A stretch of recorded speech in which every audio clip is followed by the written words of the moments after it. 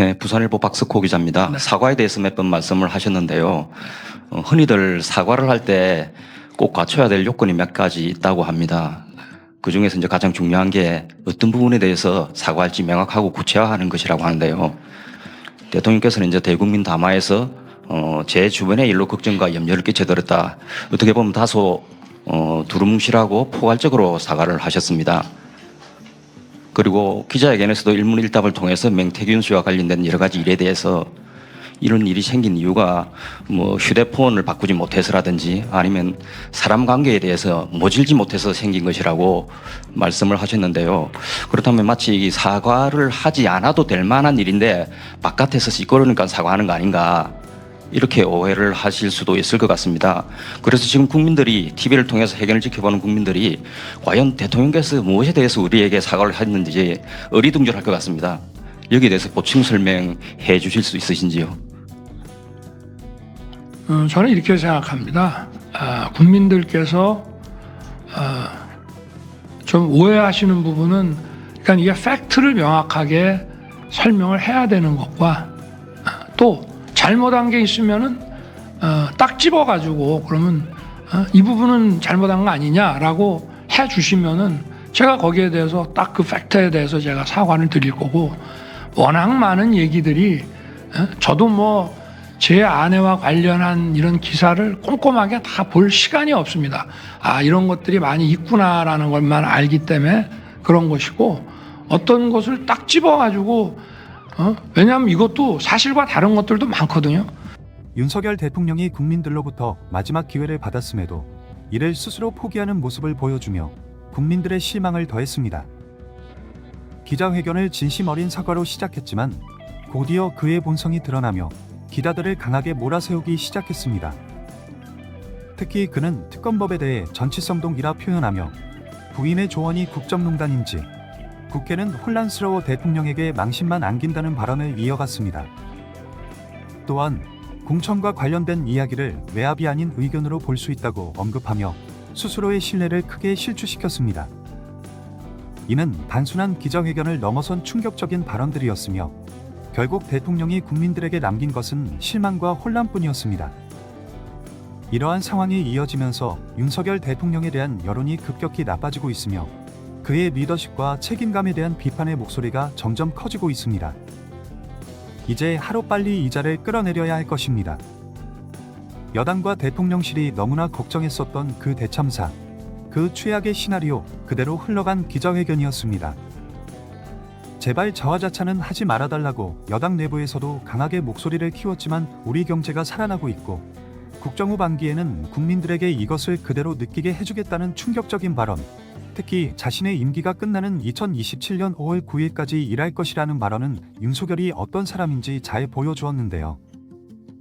임기 단축과 탄핵, 조기 대선과 잦은 국민들의 대부분이 모두 윤석열이 하루빨리 내려오기만을 바라고 있지만 자기 자신은 절대 내려올 생각이 없다는 저 뻔뻔함, 다시 초심으로 돌아가 시작하겠다는 발언은 국민들에게 충격과 공포 그 자체로 다가왔습니다.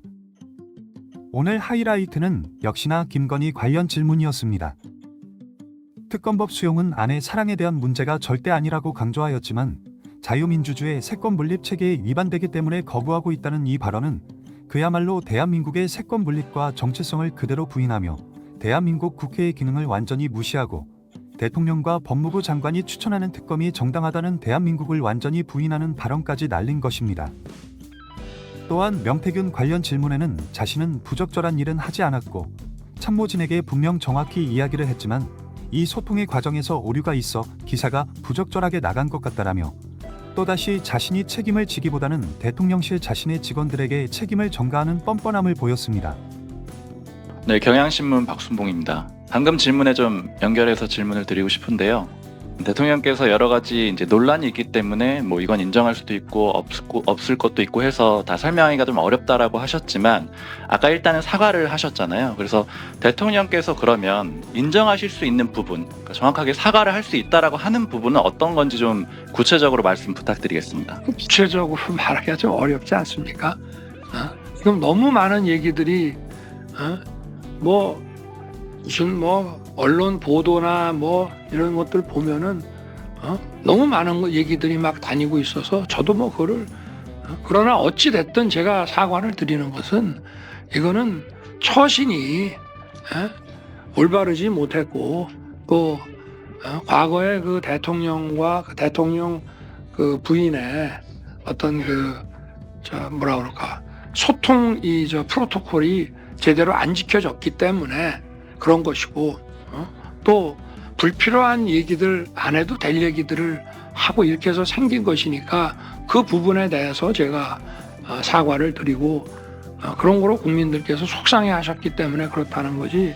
예를 들어서 그럼 무슨 뭐 아까 얘기한 뭡니까? 뭐 창원 무슨 뭐 공단 어쩌고 하는 거를 제가 그러면 사실도 아닌 걸 가지고 거기에 뭐 개입을 해서 명태균 씨에게 알려줘서 죄송합니다. 그런 사과를 기대하신다면 그거는 사실과 다른 일이기 때문에 그거는 인정할 수도 없고 그거는 모략입니다. 그런 거는 사과할 수 있는 문제가 아니죠. 다만 저희가 하여튼 어찌 됐든 간에 국민들이 이런 거로 걱정 끼쳐드린 거는 저와 제 아내의 처신과 이런 모든 것에 문제가 있기 때문에 이런 일이 더 안 생기도록 더 조심하겠다는 그런 말씀입니다. 지금 시중에서 국민들 사이에서 이런 얘기합니다. 대한민국 서열 2위가 윤석열, 2위가 김건희 이런 표현합니다. 제가 2년 반 전에 윤석열 정부 출범하고 나서 대통령실에 있는 사람들이 V1, V2라는 표현을 쓴다고 했을 때 그때 저는 믿지를 않았습니다. 그냥 누군가가 지어낸 해프닝이겠긴 했는데 청와대 근무하신 분은 다 아실 거예요. VIP만 있고 V만 있는 거지 1, 2란 것은 지금까지 들어본 적이 없습니다. 근데 윤석열 정부 들어서서 V1, V2 얘기가 나오더니 결국은 그것이 사실로 드러나고 있습니다. 총리께서도 공천개입 녹취록이라는 거 들어보셨죠? 워낙 언론 보도 많이 됐으니까. 윤석열 대통령과 명태균 씨의 통화 내용. 저는 뭐 그것은 하나의 그 녹취록으로서 누군가가 진정한 녹취록을 가졌다 하는 것도 저는 사실 잘 모르겠고요. 그런 거를 물론 하나의 이유로서 말씀은 하실 수 있고 뭐 네, 질의는 하실 수 알겠습니다. 있겠지만 네. 그거를 요거에 대해서도 워낙 그 우기기와 거짓말을 많이 하니까 거기에 김영선 해줘라 이것을 해줘라를 시민들이 회절하라고 표현했습니다. 조롱을 했습니다. 과거에 김영선 의원께서 수산물시장에 가서 수돗물을 떠 드시니까 이번에는 회줘라 이런 비아냥이 대통령에게 하고 있습니다. 그건 비아냥이 아니고 저도 들어보니까 회전화로 들려요? 너무 잡음이 많아가지고요. 잘 못 듣겠더라고요. 총리님도 회전화로 들리셨군요. 네. 아니에요. 저는 잘 모르겠어요. 막 뒤에서 잡음이 들려. 모르겠어요. 역시 그 어느 자리 윤석열 정부의 총리 어느 자리에서 네. 통화를 하셨는데 그렇게 잡음이 많이 나는지 저는 네. 잘 모르겠습니다. 네, 알겠습니다. 그 윤석열 정부 지금 김건희 여사 특검을 계속 거부권을 행사하고 있습니다. 김건희 여사 지키기에는 정말 대통령 포함해서 모든 사람들이 진심입니다. 참모들이 진심으로 김건희 여사 보호에 나서고 있습니다. 우리 운영위에서 이런 질의가 있었는데 어떤 의원님께서 2022년 이코노미스트의 윤석열 대통령을 술주정미로 묘사했던 사진은 당시 대통령실과 정부에서 전혀 항의를 안 합니다. 그런데 얼마 전 체코 언론에서 김건희 논문이 조작되고 표절이 된 부분이 있다. 주가 조작 공범 의혹이 있다. 이런 언론 보도에 대해서는 바로 공정 요청을 합니다. 대통령 술 주정뱅이는 사실이니까 항의를 안 하고 김건희 논문 조작과 주가 조작은 사실이 아니니까 항의한 것입니까? 이뿐만이 아니죠.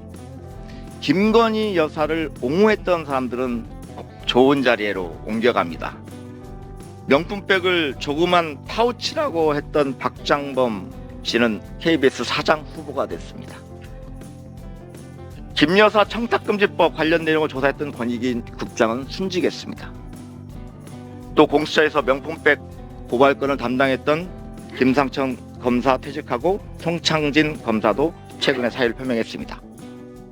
반면에 박장범 KBS 사장처럼 양평 고속도로 의혹 무마해주고 창원 산단 부지 선정에도 도움이 줬다는 의혹이 제기되는 원희룡 전 장관은 친윤 실세로 등극했습니다. 최초로 전 선거방송 심의위원회, MBC 스트레이트 김 여사 관련 보도를 했다고 최고 수준의 징계를 했습니다.